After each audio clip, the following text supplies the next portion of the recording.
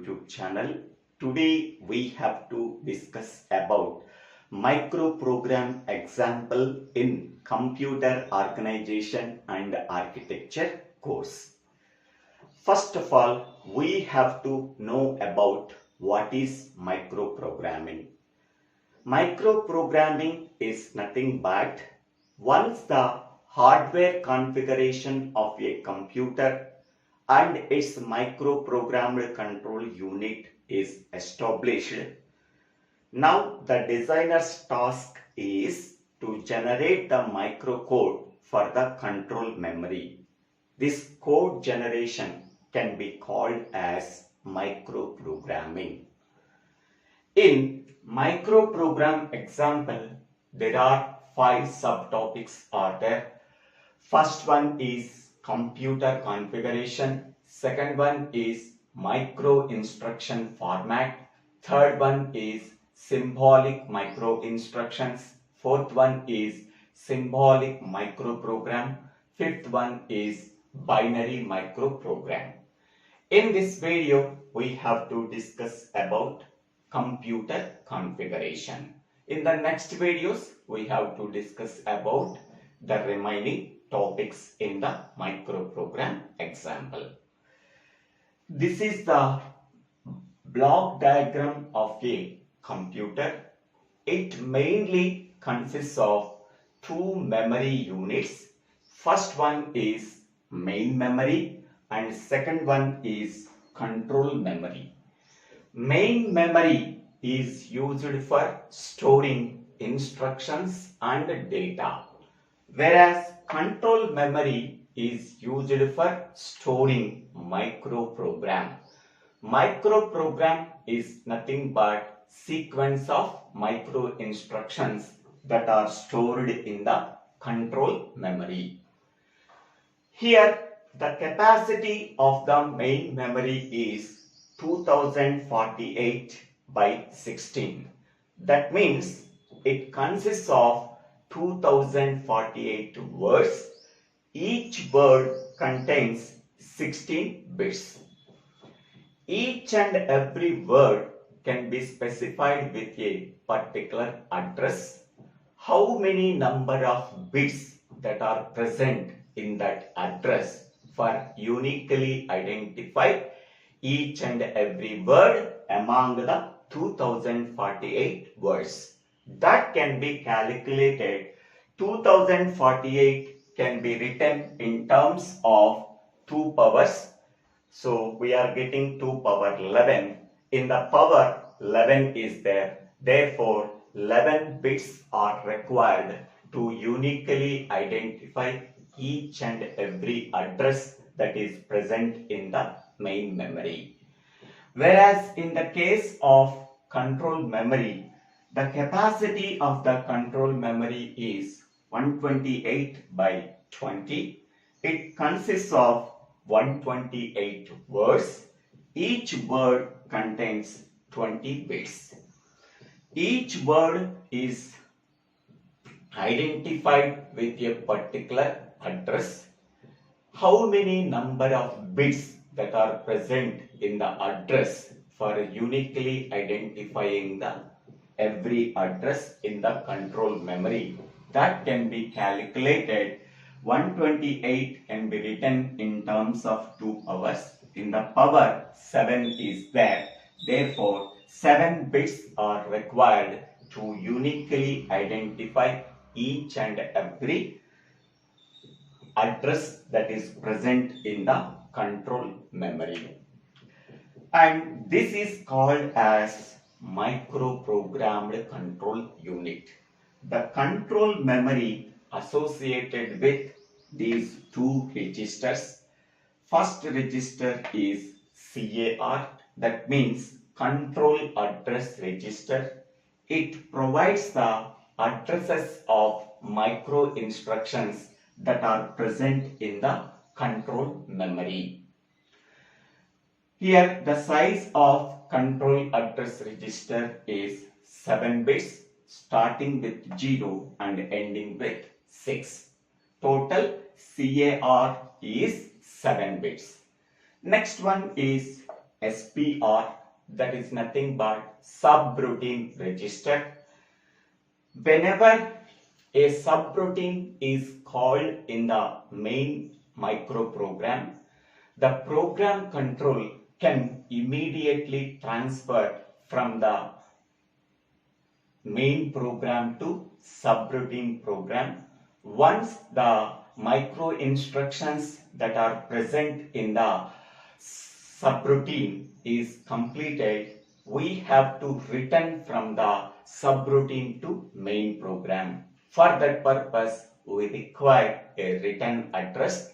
That return address is stored in the subroutine register. So it consists of 7 bits starting with 0 and ending with 6. These two registers associated with the control memory can be organized as microprogrammed control unit.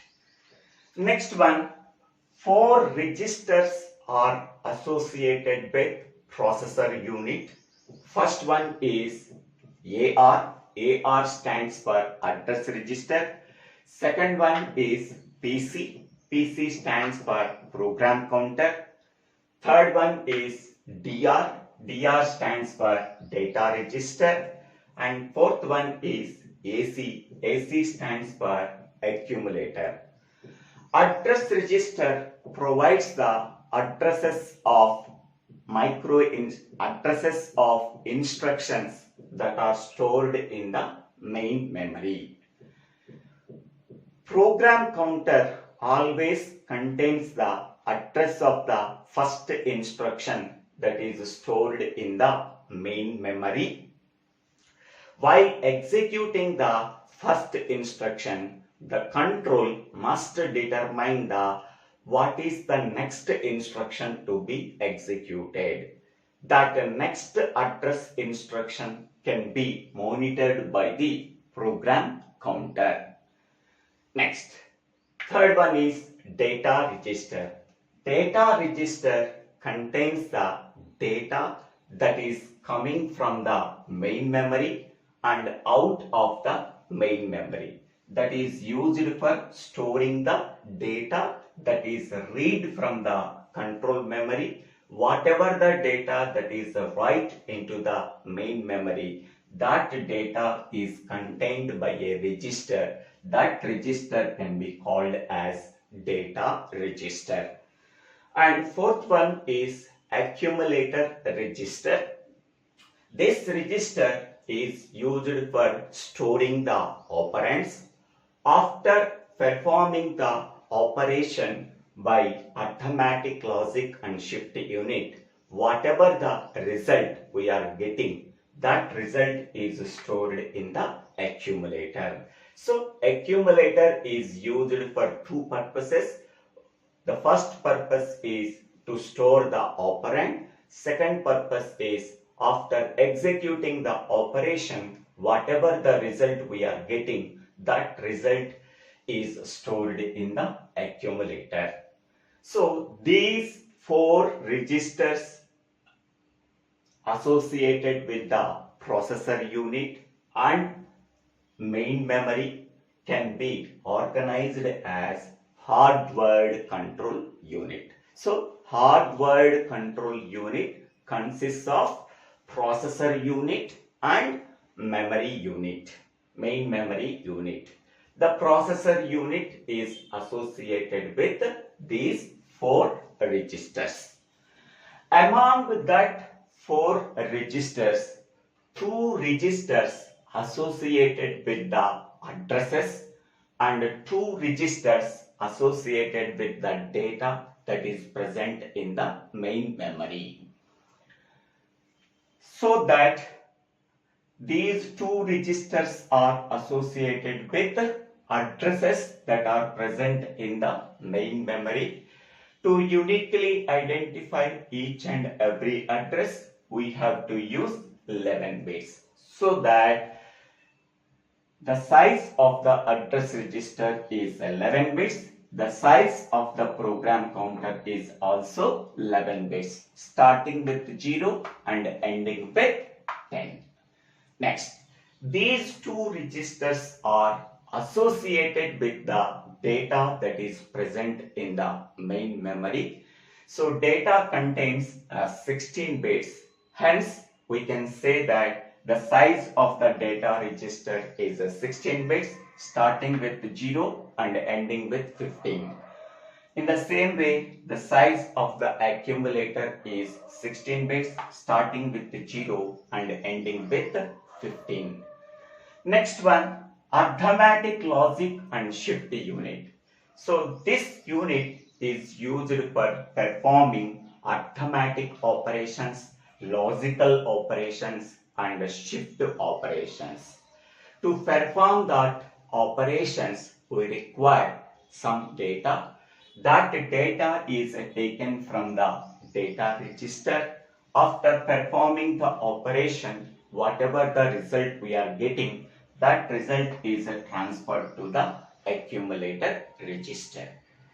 Next one, the data or information that can be transferred from one register to another register can be done through the common bus system and multiplexers. In this concept, we have to use only multiplexers for transferring the information from one register to another register instead of common bus system. Here we have to use two multiplexers. This is multiplexer 1 and this is multiplexer 2. This multiplexer can receive the information from two sources. One source is coming from program counter and another source is coming from data register.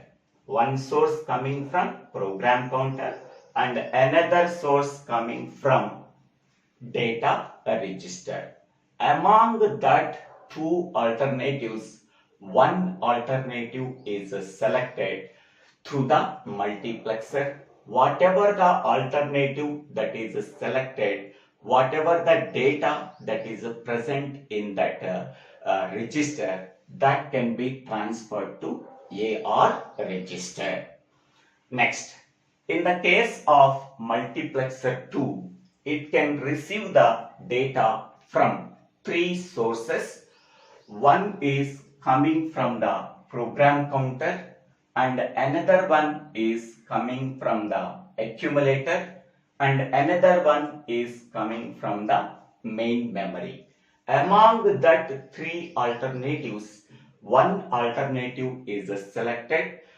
Whatever the data that is present in the selected alternative, that data can be transferred to data register.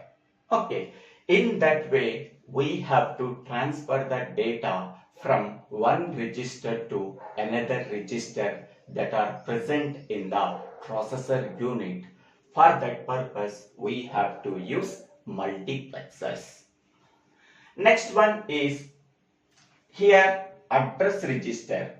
The address register can receive the information from the program counter or data register. Okay, the address register can receive the information from two sources. One source is coming from the program counter and another source is coming from the data register. Whereas in the case of program counter can receive the information only from the address register. Only one source that is providing the information for the program counter, that source is address register. Next one is data register. The data register can receive the information from three sources. One source is coming from the program counter, another source is coming from the main memory, and another source coming from the accumulator. So three sources are used for providing the information for the data register. Next one is accumulator register. Accumulator register receives the information only from the data register. Okay, so the source of information for the accumulator register is only from the data register and arithmetic logic and shift unit. Next one is on that main memory we are performing two operations. One is a read operation, second one is a write operation. Suppose we want to read the information from a particular word that is present in the main memory. For that purpose, we require the address. That address is provided by the address register. Whatever the address that is provided by the address register, go to that address in the main memory. From that address, we are reading the information. That information is sent to the DR register. This can be called as a read operation. Okay, that means suppose we want to perform the read operation on the main memory from a particular address. That address is provided by the address register. Go to that address in the main memory. From that address, whatever the data that is present in that address, that data can be transferred to the data register. This is called as read operation. Suppose we want to write some information into the main memory. For that purpose, the data register provides that data. That data is write into the main memory in a particular address. That address is provided by the address register. In this way, the write operation can be performed. So main memory can receive the address information from the address register. Whatever the addresses we are getting from the address register, from that address either read operation or write operation can be performed.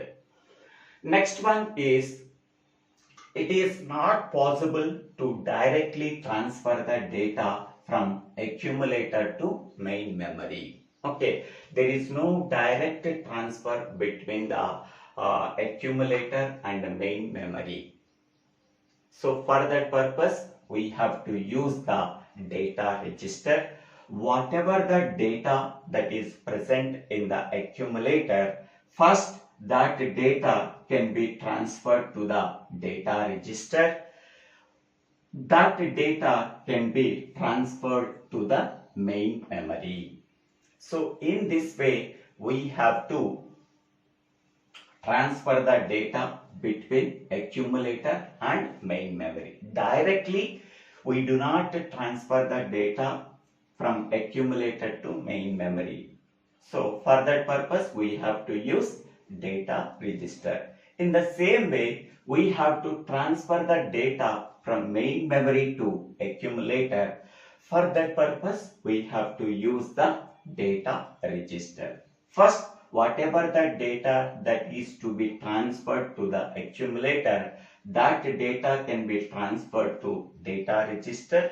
After that, the data that is present in the data register can be sent it to the accumulator. In this way, we have to transfer the data between the various registers in the processor unit, and data transfer between the registers and the main memory can be done by using this hardware configuration. Next one is, so this is the microprogrammed control unit. Okay, so here the microprogrammed control unit can provide the control signals for executing the instructions that are present in the main memory. For that purpose, we require some control signals. That control signals are provided by the microprogrammed control unit. So this is the simple description about computer configuration in microprogram example. I hope all of you understanding this video.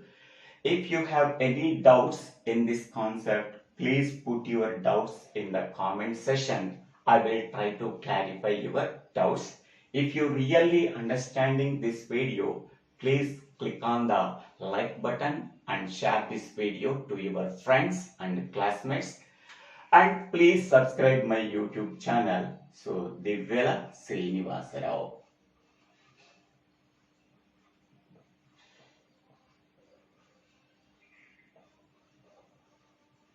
After subscribing my YouTube channel, click on the bell icon to get the future updates in my YouTube channel. In the next video, we can go for micro instruction format in microprogram example.